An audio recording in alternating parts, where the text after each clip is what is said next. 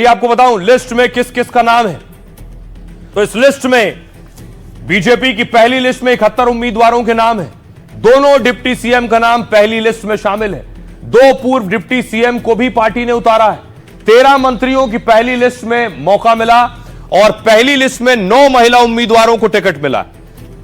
सम्राट चौधरी तारापुर सीट से पहली बार लड़ेंगे चुनाव। सम्राट चौधरी, सम्राट के पिता यहां से 3 बार चुनाव जीत चुके हैं। सम्राट की माताजी भी इस सीट से विधायक रह चुकी हैं। सम्राट पहले परबत्ता सीट से विधायक चुने गए। अगला नाम है विजय सिन्हा, लखीसराय से 4 बार विधायक रह चुके हैं।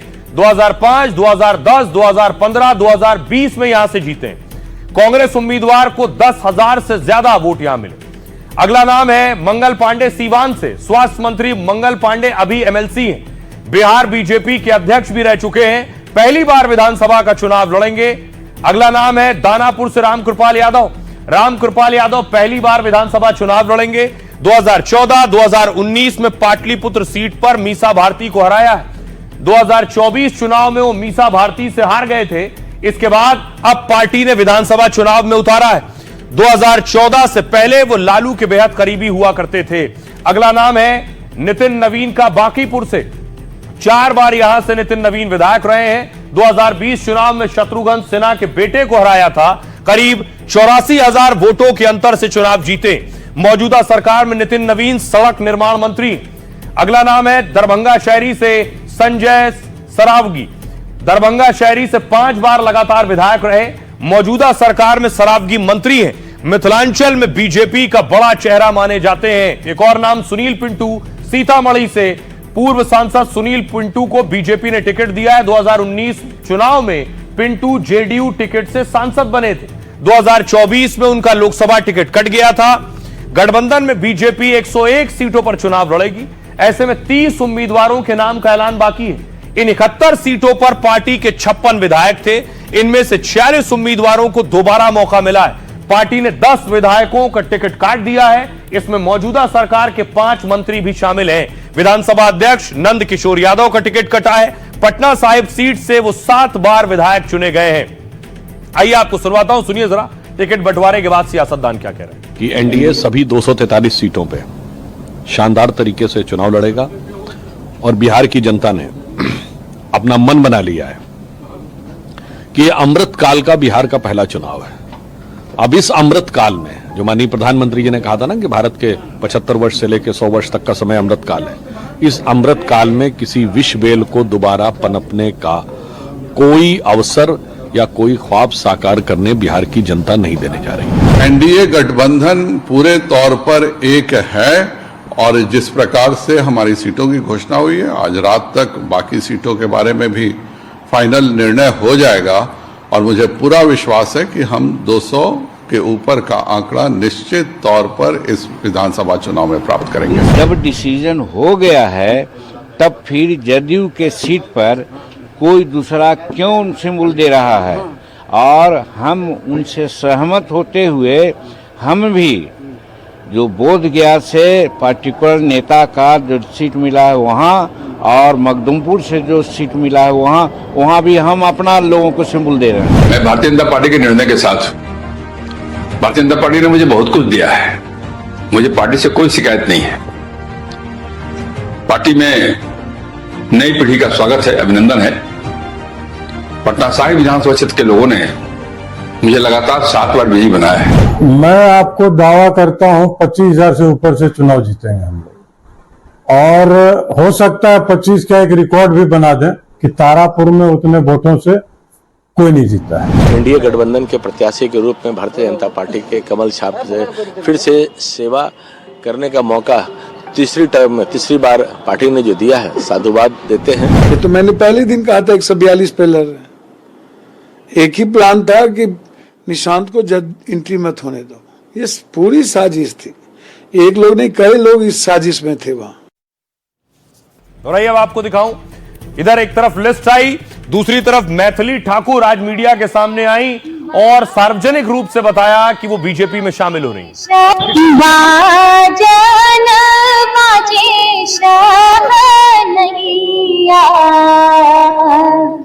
छठी मैया थी न आई, छठी मैया थी न आई। तो आधिकारिक रूप से मैथिली ने बीजेपी ज्वाइन कर ली है।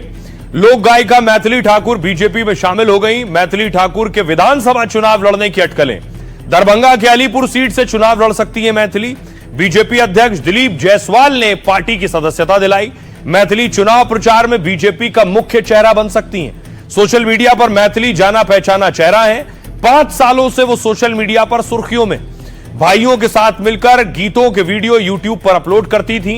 यूट्यूब पर उनके 5 मिलियन से अधिक सब्सक्राइबर हैं। इंस्टाग्राम पर उनके 6.4 मिलियन फॉलोअर्स हैं। मैथिली ठाकुर बिहार के मधुबनी से ताल्लुक रखती हैं। उनकी परवरिश और पढ़ाई लिखाई दिल्ली से हुई है। काफी समय से दिल्ली के नजफगढ़ में रह रही हैं। उनके पिता रमेश ठाकुर भी संगीतकार रहे।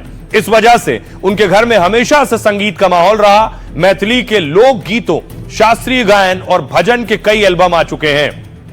आइए आपको सुनवाता हूं, सुनिए जरा मैथिली क्या कह रही हैं।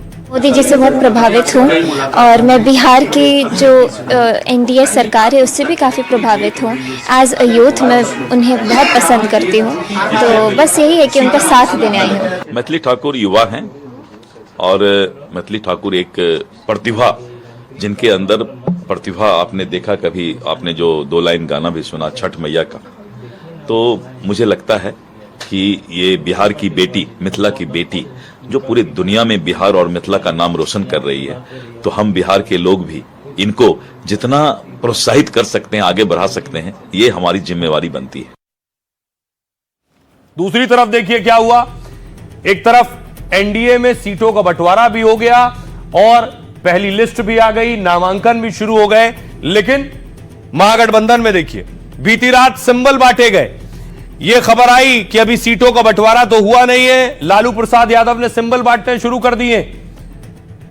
इस खबर आने के बाद, तस्वीरें आने के बाद खुशी और जश्न शुरू हो गया कि सीट बंटवारे से पहले ही सिंबल मिल रहे हैं। ये देखिए उम्मीदवारों में खुशी आ गई, लेकिन कुछ देर बाद ही देखिए क्या हुआ कि जो सिंबल बांटे गए थे वो बुला बुला कर वापस ले लिए गए।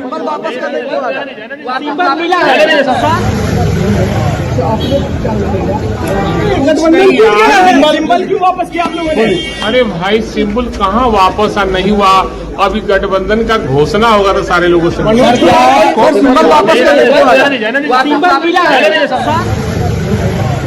तो सवाल यह है, विरोधी पूछ रहे हैं क्या महागठबंधन में सब कुछ ठीक नहीं है। महागठबंधन में दिल्ली से पटना तक बैठकें हुई, लेकिन अब तक सीटों को लेकर तकरार जारी है। समझौते के बावजूद लालू ने पटना में सिंबल बांट दिए। कांग्रेस ने तेजस्वी से इसको लेकर शिकायत की। इसके बाद तेजस्वी ने बांटे सिंबल वापस ले लिए।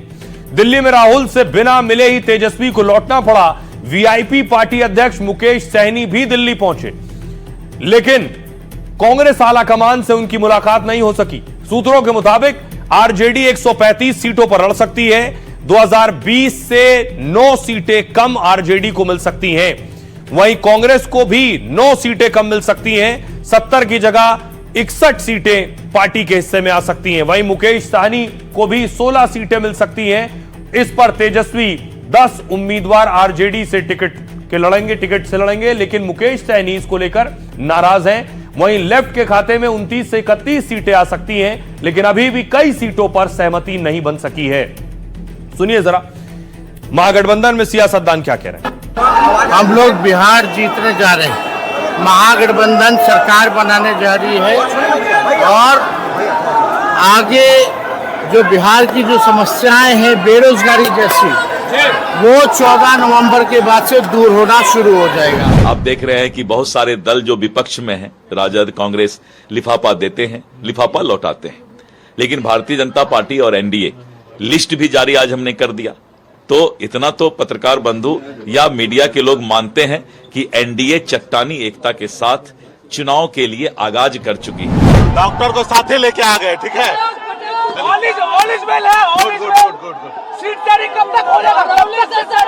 कल घोषणा हो जाएगा या परसों हो जाएगा, कल ही शाम तक होगा। नाराजगी नहीं है गठबंधन का तबियत अस्वस्थ हुआ था, मेरा नहीं हुआ था, तो वो सही हो गया। मेरे यहाँ सब ठीक है। अब भैया कभी कभी तो चलता रहता है ना, 5 गांव के लिए महाभारत हुआ था। कुछ लोग को तो समझना पड़ेगा।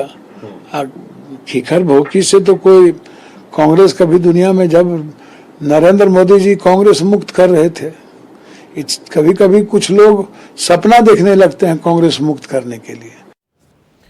अब देखिए जरा, महागठबंधन में अभी सीटों का बंटवारा नहीं हुआ और एनडीए में नामांकन दाखिल होने शुरू हो गए।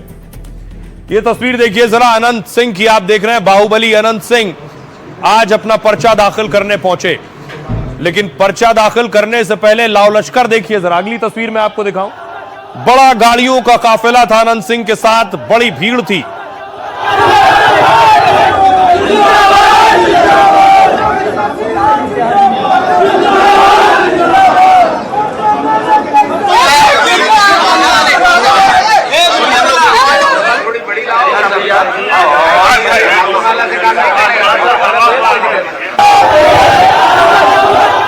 अनंत सिंह के सामने दूसरे बाहुबली हैं सूरज भान।